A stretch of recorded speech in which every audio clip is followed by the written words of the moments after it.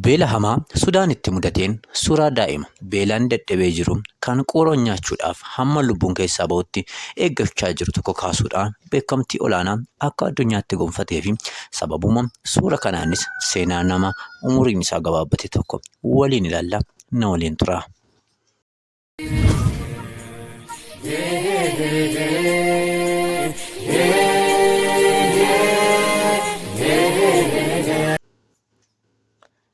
Maqaan ogeessa suuraa yookaan footoograafera kanaa Kevin Carter jedhama. Akka seenaan isaa ibsutti immoo nama adii ta'ee hacuuccaa warri adii South Africa keessatti warra gurraacha irratti godhan balaaleffachuudhaan suuraa garaagaraa fudhachuudhaan fincillee yeroo sana akka daran cimuuf nama qooda guddaa bahe akka ta'edha.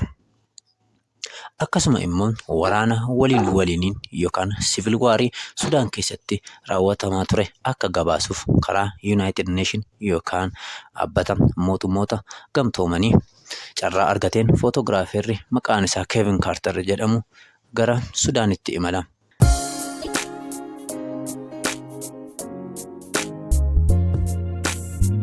Maqaan suuraa Kevin Carter kaase kana The Vulture and the Little Girl yookiin immoo The Struggling Girl jedhamuun beekama. Suuraan Kevin Carter kaase kun yeroo jalqabaa The New York Times irratti amajjii 26 bara 1993 maxxanfame.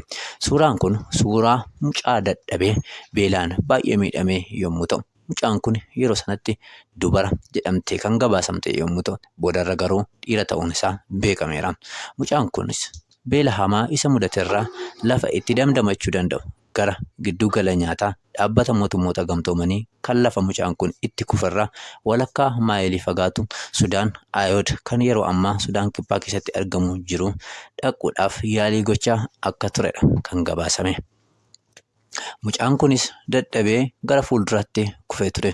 Yeroo kanattis lubbuun isaa keessaa yommuu baatu daa'ima kana nyaachuudhaaf quuroom itti siiqeen hordofaa jiru wajjiniin ture kan Carter suuraa kana fudhachuudhaan gaazexaa beekamaa New Yorkitti argamu The New York Times jedhamuuf kan inni kenne.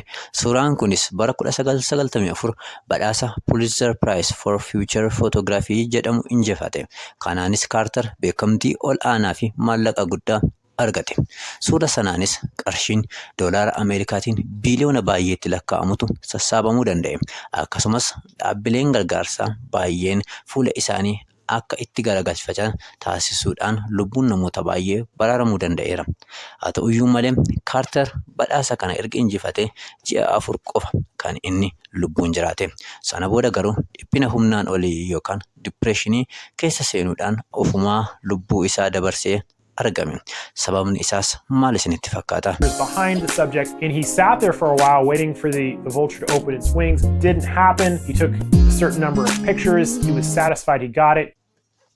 Dubbichi akkas ture. Erga beekamtii fi badhaasa suura kanaan argatee booda interviyuu yookaan af-gaaffii godhameefii keessatti gaazexeessaan tokko akkas jechuun gaafate.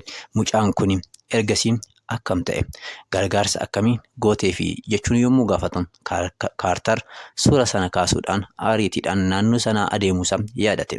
Carter namoota garaagaraatiin kan ceephame yommuu ta'u, gariin suura sana kaasuu moo qoroo sana irraa ari'uutu dursa yommuu jedhan, gariin immoo erga suura sana fudhatee gargaarsa kamiyyuu mucaa kanaaf hin goone inniyyuu allaattii sana irraa garaagarummaa hin qabu jechuun komatani.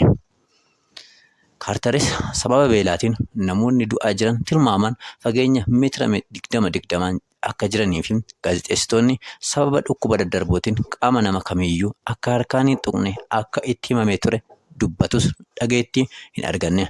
Yeroo sanaa kaasis gara gidduu gala gargaarsa UN yookaan dhaabbata mootummoota gamtoomanii geessuu dhiisuu isaatiin dhiphina sammuu guddaa keessa seenee kanumaanis gonkumaa boqochuu dadhabuu isaarraa kan ka'e Carteris tarkaanfii hamaa ofirratti fudhachuudhaan umurii isaa waggaa 33tti lubbuu isaa dabarse. Yeroo of galaafate kanattis baay'een gadda. Dhiphinni jireenya koo keessatti na mudate gammachuu koo fudhachuu isaarraan kan ka'e gammachuun jiraachuu isaa hamma shakkutti gaheera jechuun barreessee ture.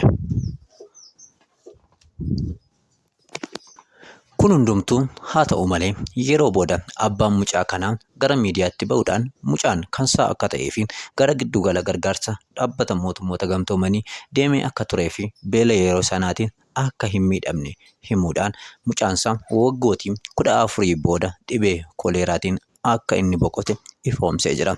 Kanarraa maal barattu? Yaada keessan koomentii irra naaf kaa'aa.